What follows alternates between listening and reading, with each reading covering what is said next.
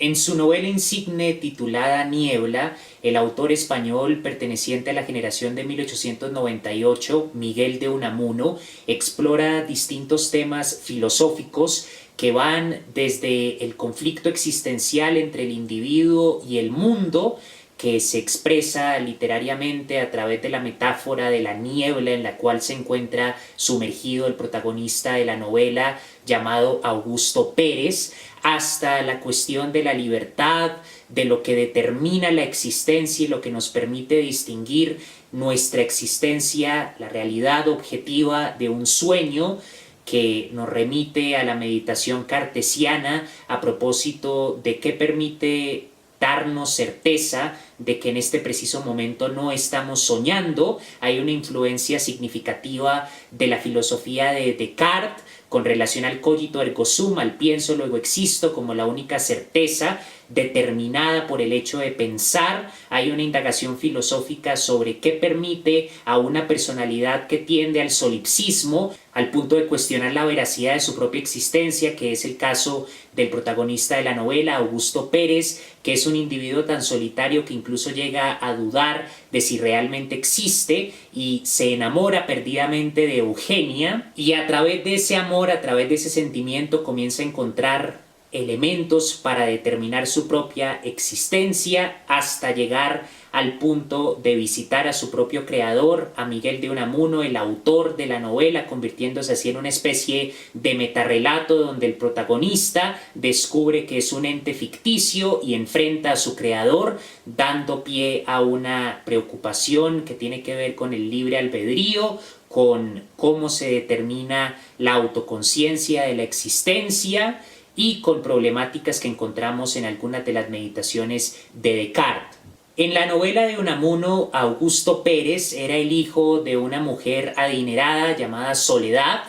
y al haber muerto Soledad, Augusto Pérez heredó una casa con 2 sirvientes. Augusto Pérez tiende a retrotraerse en un universo solipsista, es un individuo muy solitario que más bien se pierde en sus meditaciones cotidianas, y precisamente un día se encuentra pensando en cómo va a seguir el camino que tome el primer perro que vea, porque no tiene nada más que hacer, entonces está sujeto al azar de determinar el rumbo que va a tomar en ese día a partir de la dirección en la que vea pasar al primer perro con el cual se encuentra. Y mientras está esperando a que pase un perro para seguir la dirección en la que va el animal, Augusto Pérez se encuentra con Eugenia, y lo primero que le impresiona son los ojos de aquella mujer que no había visto antes y que Unamuno describe como un par de estrellas mellizas cuya luz rasga aquella niebla de conflicto existencial, de solipsismo solitario en la cual se encuentra sumergido Augusto Pérez. Augusto Pérez queda tan encantado por el brillo de esos ojos de Eugenia que decide seguirla. Se olvida del perro que había estado esperando, sigue a Eugenia hasta la casa y determina desde ese momento que se va a casar con aquella mujer de la cual no sabe nada porque es la primera vez que la ve, y lo único que le ha llamado la atención es el brillo de los intensos ojos que tiene Eugenia.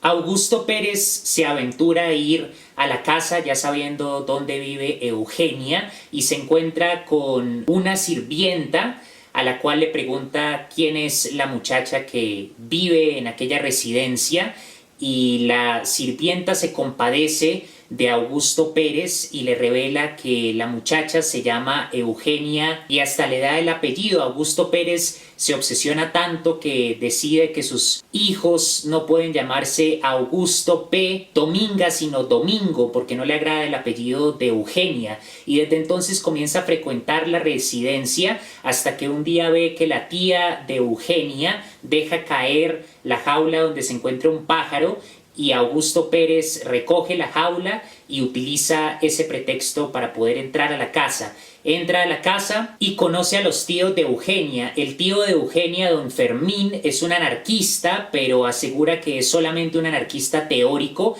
y añade que es un anarquista místico. El anarquismo de don Fermín involucra la confianza ciega en el esperanto como un idioma universal que va a traer la paz y la armonía entre los pueblos. Por eso cada vez que Augusto Pérez visita la residencia, Fermín le intenta hablar en esperanto. La esposa de don Fermín tiene muy poca paciencia con su esposo anarquista y rápidamente se da cuenta de las intenciones de Augusto Pérez como pretendiente de Eugenia. Eugenia en ese momento tiene un novio que se llama Mauricio, pero Mauricio no le agrada a la tía y la tía de Eugenia prefiere que Eugenia se case con Augusto Pérez, ya que Augusto Pérez es el hijo de doña Soledad, a quien la esposa de don Fermín conoció, la tía de Eugenia, y ya que la casa de Eugenia se encuentra bajo una hipoteca, es menester a ojos de la tía que Eugenia consiga un pretendiente adinerado para poder saldar sus deudas. Por lo que la tía le abre las puertas a Augusto Pérez y lo invita para que comience a conocer a Eugenia. Sin embargo, cuando conoce a Eugenia se encuentra con una mujer sumamente orgullosa, fría, que le da a entender desde el principio que no quiere absolutamente nada con él. Sin embargo, Augusto Pérez se enamora tan perdidamente que comienza incluso a enamorarse de todas las mujeres con las que se encuentra, y en una conversación con su amigo Víctor tiene una reflexión casi filosófica que hace pensar en algunas ideas en cuentos como el de Borges, Funes el Memorioso, a propósito de la diferencia entre las apariencias y la idea general. Recordemos Funes el Memorioso, aquel hombre que al caerse de su caballo adquiere la capacidad para una memoria sobrehumana, de tal manera que un sueño que tenga Funes el Memorioso es mucho más detallado que las experiencias que tiene en un día una persona normal, pero debido a esa memoria prodigiosa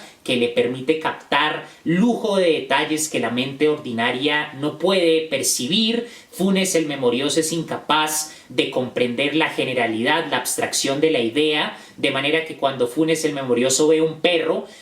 es capaz de percibir un sinfín de detalles de la singularidad de la apariencia de ese perro, pero no es capaz de entender la generalidad de perro, que nos remite a la noción de las ideas en el Topos Urano de Platón. Pues asimismo, Augusto Pérez en la novela de Unamuno tiene una discusión con su amigo Víctor a propósito del amor.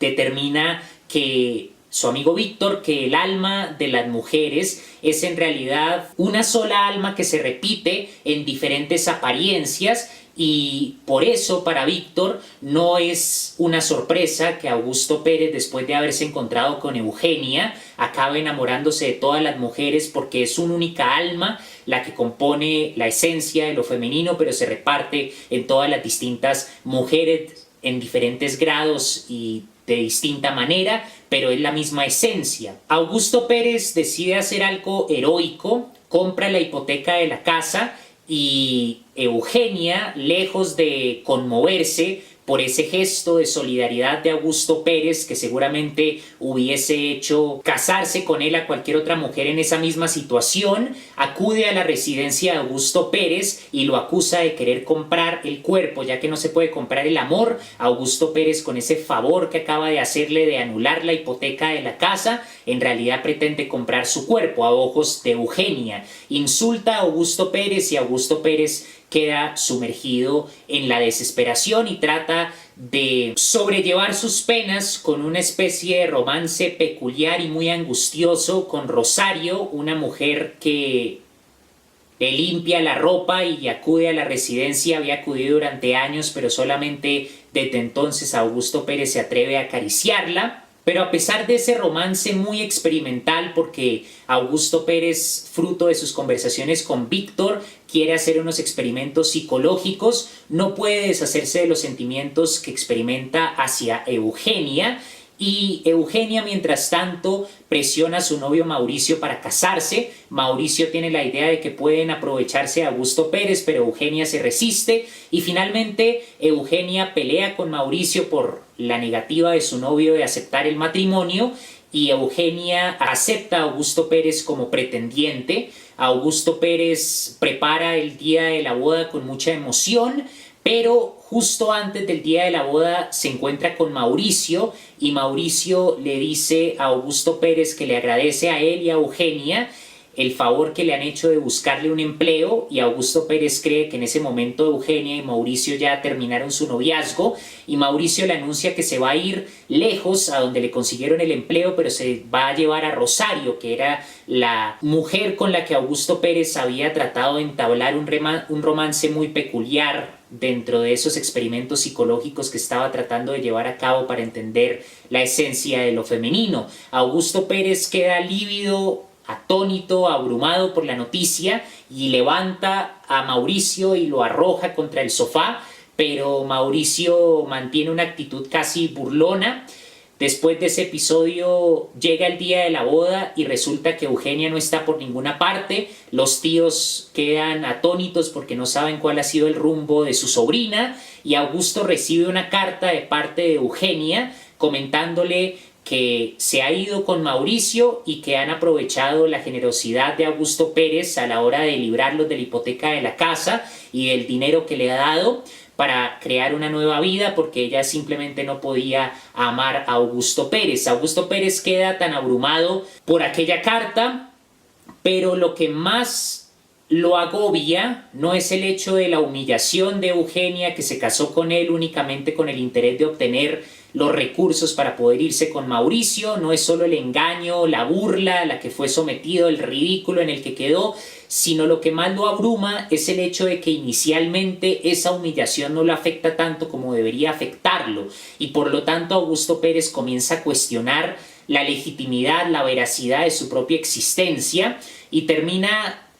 contactándose con un tal Miguel Unamuno, que es incidentalmente el autor de la novela. Consigue la dirección en Salamanca donde vive Miguel de Unamuno, va a visitarlo a la librería y le comenta a Miguel de Unamuno que ha tomado la decisión de suicidarse. Inicialmente Augusto Pérez le revela a Miguel de Unamuno sus penas, su conflicto con Eugenia, su amor frustrado, no correspondido, el engaño al que fue sometido, pero Miguel de Unamuno revela que él sabe tanto como el propio Augusto de sus penas, y Augusto le dice que quiere suicidarse, pero Miguel de Unamuno le dice que es imposible. Augusto Pérez no entiende por qué es imposible que se suicide, y Unamuno le explica por qué no existe, porque es un ente ficticio, porque Augusto Pérez es un personaje dentro de una novela que escribió Miguel de Unamuno. Entonces aquí el relato se convierte en un metarrelato en donde el protagonista se encuentra con su creador, el protagonista rompe el muro de la ficción y descubre que es un ente irreal fruto de la imaginación de Miguel de Unamuno. Comienzan a discutir ambos porque entonces Augusto Pérez quiere legitimar, quiere exigir su libre albedrío, y la prueba de la libertad se encuentra en el suicidio. Como dice Cioran, la idea del suicidio nos permite dar una certeza de la libertad, y el suicidio, en tanto una elección consciente que surja desde lo subjetivo, desde lo más profundo del individuo, es la única certeza de que somos libres. Pero cuando la posibilidad del suicidio se rechaza y el creador, Miguel de Unamuno, le dice a su protagonista, el protagonista de la novela que escribió, Niebla, que es simplemente un ente ficticio, Augusto Pérez amenaza a Miguel de Unamuno, pero finalmente Miguel de Unamuno termina cediendo a la cólera en la novela y le dice que de hecho él va a decidir matarlo. Cuando vuelva a la ciudad de Salamanca, cuando vuelva a su residencia, va a morir.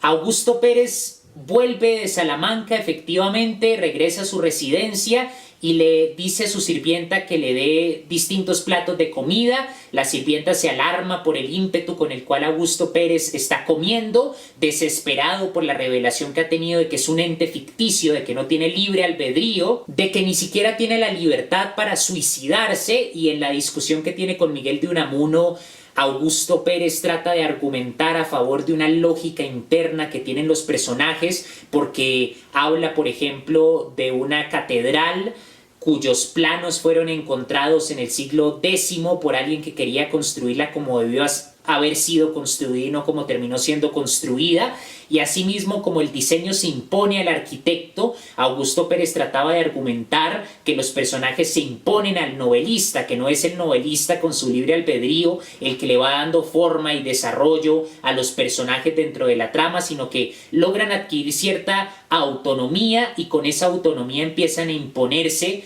al propio novelista.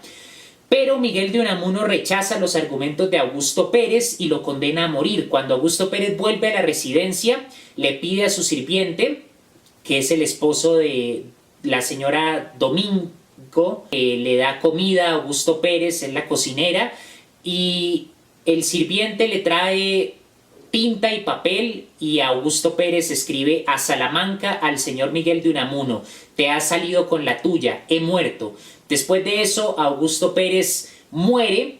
y su perro Orfeo, con el que había sostenido monólogos muy intrigantes, tiene a su vez un monólogo al final de la obra en donde se lamenta por las penas de su amo, que había llegado a ser casi un dios para él, y termina muerto a los pies de Augusto Pérez. La obra termina con el fantasma de Augusto Pérez apareciéndole en un sueño a Miguel de Unamuno, reflexionando sobre cómo saber que realmente existimos, reflexionando sobre el libre albedrío, sobre las consecuencias de un personaje de una novela descubriendo que en realidad es un ente ficticio, y que todo su conflicto por tratar de salir de esa niebla, primero con el amor desesperado y frenético que sentía hacia Eugenia, después con ese amor que sentía hacia todas las mujeres que se encontraba, solamente para descubrir que no podía salir de la niebla porque era un ser ficticio. Todas estas imágenes literarias que se desarrollan en la magistral novela de Unamuno nos dan elementos para pensar la cuestión de la existencia, que es una cuestión fundamental para la filosofía existencial, para la ontología, que es la rama de la filosofía que se pregunta por qué es el ser, y específicamente una ontología que se pregunte por el ser de lo humano, qué significa nuestra identidad, nuestra personalidad, qué significa nuestra tendencia a imaginar que nuestra identidad permanece en el tiempo, que somos seres objetivamente existentes, que la realidad que nos rodea es universal, es única, tenemos un apetito de certeza y de verdad, de tal manera que un descubrimiento como el de Augusto Pérez, que descubre que es un ente ficticio, rompería todos los cimientos de la certeza que busca el ser humano en la religión, que busca en la ideología, que busca en la ciencia, que busca en la filosofía, que trata de representar en el arte. Es por lo tanto una novela llena de elementos filosóficos, podríamos decir que es la primera novela existencial. Unamuno nació en 1864 y murió en 1936, se antecede mucho a Camus, Sartre, a Heidegger y a otros filósofos que fueron pioneros del existencialismo, al propio Kierkegaard, a Dostoyevsky, pero en la novela Niebla nos encontramos con una preocupación de Augusto Pérez con la existencia, con cómo trascender el solipsismo inicialmente a través del amor, porque el amor permite determinar su existencia. Yo amo, luego existo. Yo pienso, luego existo, es una variante del cogito ergo sum, y finalmente su conflicto con su propio creador, que es un conflicto por el libre albedrío y que es un conflicto por tratar de reclamar la libertad para morir, pero finalmente termina siendo subyugado a la voluntad de su creador y muere tal y como Unamuno lo había estipulado. Es una novela también sumamente creativa porque es la primera novela en donde el protagonista se encuentra con el creador y donde el creador mismo, el escritor, el novelista Unamuno, que existió, aparece dentro de la trama. Augusto Pérez, el protagonista, viaja hasta Salamanca y discute con el propio Miguel de Unamuno.